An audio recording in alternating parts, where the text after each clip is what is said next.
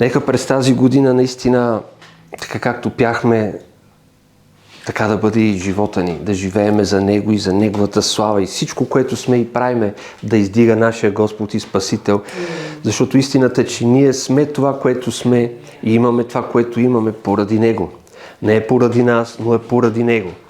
И в нито един момент не трябва да го забравяме и да взимаме себе си твърде на сериозно. Ние сме тия, които трябва да следваме Бог, да вършиме волята Му, да изпълняваме Словото Му и всичките тогава Негови обещания ще се реализират в живота ни, ще се случват, ще станат реалност. Халелуя, слава на Бога! И ние сме благословени днеска поради Неговата милост, поради Неговата любов, поради всичко, което е Той и прави за всеки един от нас. Другото много важно нещо, което трябва да помним и да знаем е, че има две категории хора. Праведни и неправедни. Средно положение няма. Праведни и неправедни. И днеска аз искам да споделя това, което казва Библията с вас. Това, което Господ говори за тази година. За праведните. Разбира се, ще споменем и неправедните. Но по-важното е какво се случва с нас, защото ние сме праведниците на Бога. Ние сме оправдани чрез Неговата жертва, жертвата на Исус Христос. И ние сме това, което сме благодарение на Неговата свята кръв, която беше пролята и която ни уми и очисти и ни направи да бъдем нови създания. И не случайно днес, тази вечер ще го почетем и ще имаме нашата Господна трапеза и ще благодарим на Бога за всичко, което Той е направил. Защото То е изключително важно и не е важно само за тук и сега, важно е за целият ни живот, понеже това, което Той направи, се отнася за живота на всеки един човек от неговото раждане до неговата смърт. Така че Господ говори за всеки един от нас, неговите праведници през тази година в книгата на своя пророк Исаия, 3 глава, 10 стих. И Господ говори на своя пророк, така както и на мене, и ми каза да ви кажа същото, което и пророк Исаия трябваше да освободи и да каже на людите преди толкова много години. Кажете на праведника, че ще му бъде добре. Халелуя! Слава на Бога! И аз съм тук, за да ви кажа на всички вас, които сте в залата и всички вие, които ни гледате, че през тази година, а не само през нея, но през всяка една година от живота ви, ще ви бъде добре. Защото Господ ви обича и Той е с вас, и Той се грижи за вас и прави най-доброто за всеки един от нас. Така че, кажи на праведника, че ще му бъде добре. И аз искам да ви кажа, ще ни бъде добре. Това число включвам и себе си. Ще ни бъде добре през тази година и през всяка една следваща година, защото Господ е добър, Господ се грижи, Господ промисля, Господ снабдява и ни обича. И най-вече, голямото благословение, с което сме дарени, това е, че сме оправдани. Оправдани, умити и очистени. Защото това преобръща нещата.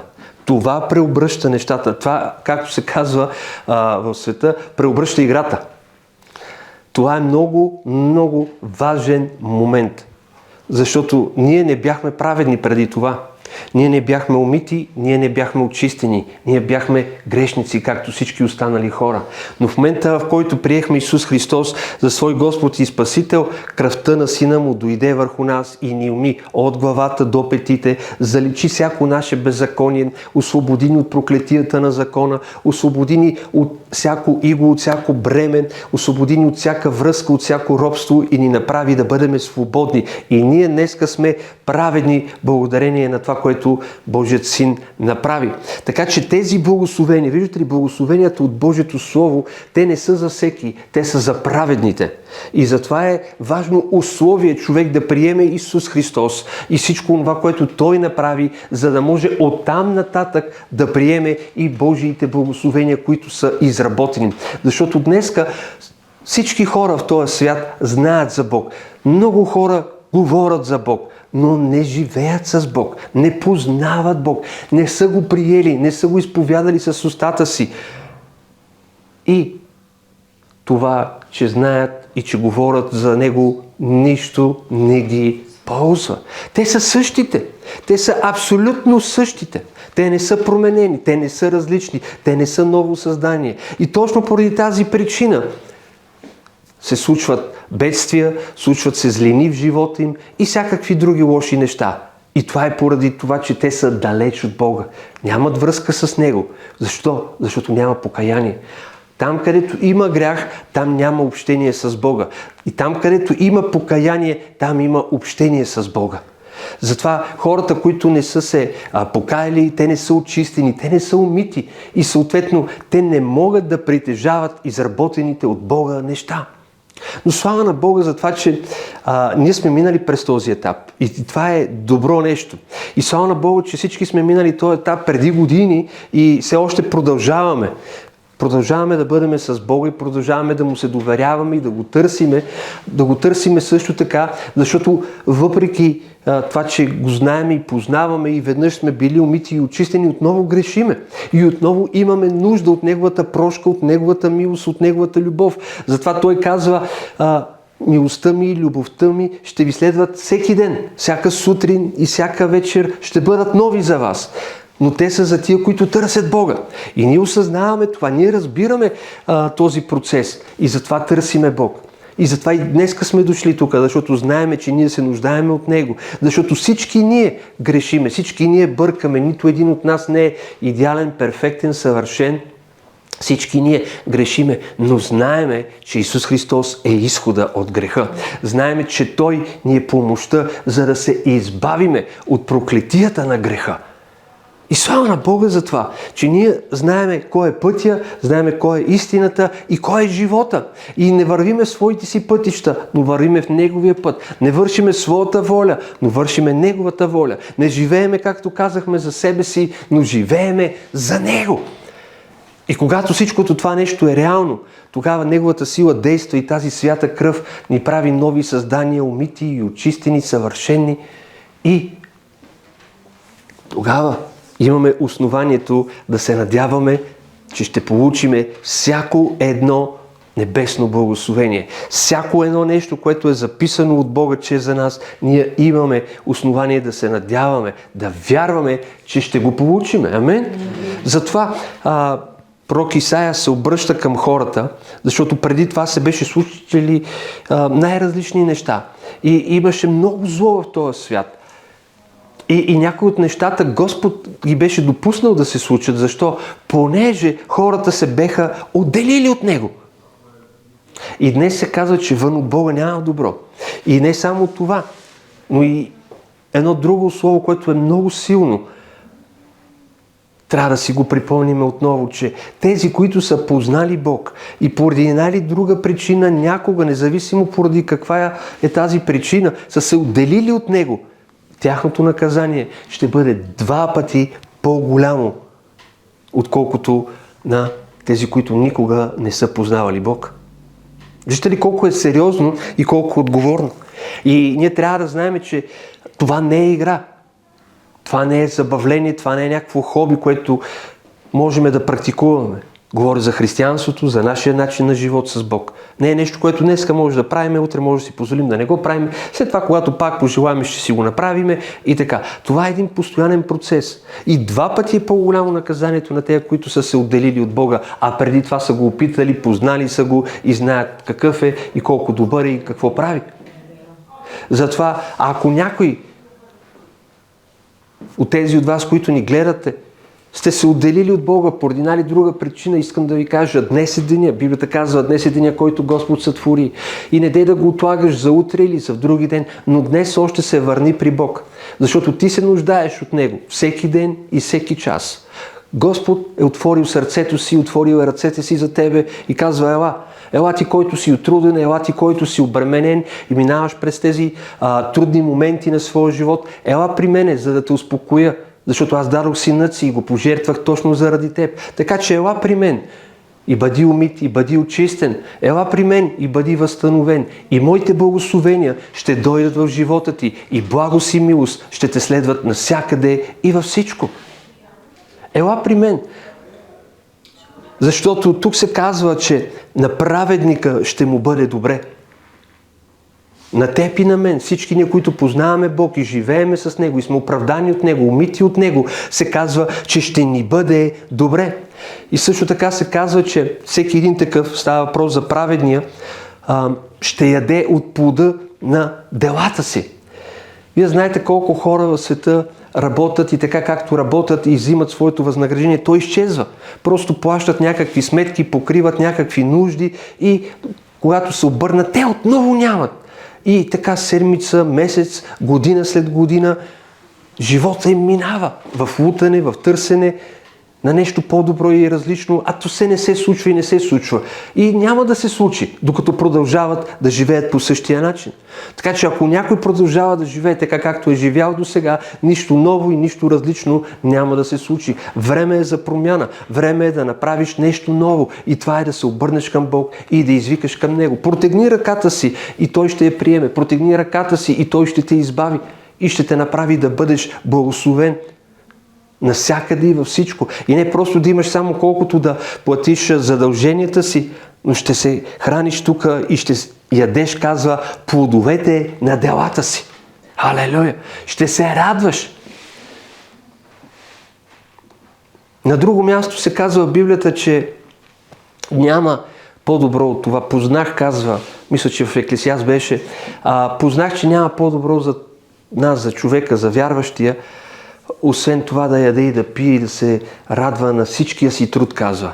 Защото всичко друго е суета на суетите и гонене на вятър. Така че аз ви благославям през тази година наистина да имате всичко, от което се нуждаете и да ядете от плода на делата си. И да се радвате, и да се веселите, и да благоденствате през всеки ден на тази година. Да бъдете благословени и да бъдете за благословение на тези около вас. Халелуя! Слава на Бога! Това е за праведните. Но веднага след това в следващия 11 стих се казва следното: горко на беззаконника. На него ще бъде зле, защото въздаянието му ще бъдат делата на ръцете му. Ето това е. Виждате ли колко е ясно и категорично словото? Горко на беззаконника. На него ще бъде зле, защото въздаянието на делата на ръцете му ще му се върне към него самия. Тоест това, което е посял, това и ще получи. Ще яде от плода на ръцете си. Вършейки зло, ще получава зло. И вижте, когато става въпрос за тези неща, искам да ви кажа, че те са наистина сериозни. И те наистина са реални.